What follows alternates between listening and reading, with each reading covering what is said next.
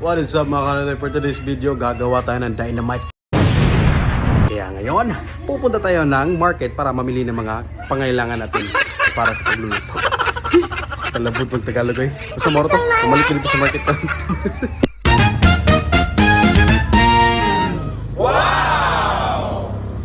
Agad na kaming dumiretso sa market upang mamili ng mga kailangan para sa paggawa ng dynamite. By the way, si Kuya pala gagawa nito at mag-vlog lang ako at kakain syempre. At pagkatapos namin mamili, uwi na agad kami at ito ang aming nabili ng mga sangkap. Lumpia wrapper, spices, ground pork at ang main ingredients ang malaking sili, sibuyas dahon at itlog. Nilagyan lang ng mga pampalasa ang ground pork, samantalang ako tinanggalan ko ng mga buto ang mga sili. At pagkatapos si Kuya nilagyan ng mga pampalasa ang ground pork, he slices all the spices para dagdag panglasa sa ating gagawing dynamite. Siyempre, para mas masarap ang ating dynamite, lalagyan natin ito ng cheese bawat isa para ulalam. Pagkatapos lahat makat ng mga sangkap, agad ng minikos-mekos ni Kuya ang ground pork at mga sangkap. Masarap na yan, Insan. Lasadong-lasado na yan, Insan.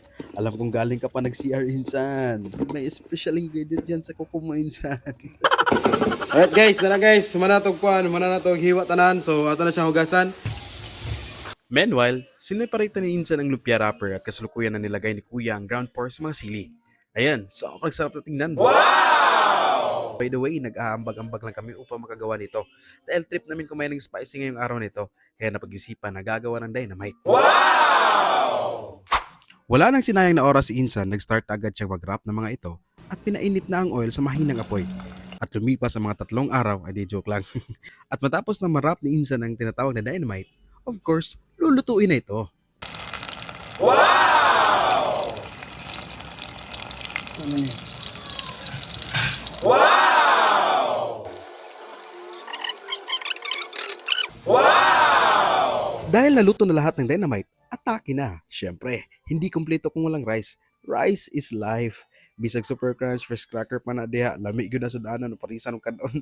Samot nang ginamos kanay kamatis ngelaw. Agoy, kalami. By the way, crispy check muna tayo. Unang kagat, sobrang lutong at hindi pa sumasabog yung anghang. Mas lalo siyang sumasarap dahil sa cheese. Ano ba? Ako lang yung init mo. Naman sana. Bato. Hindi ba?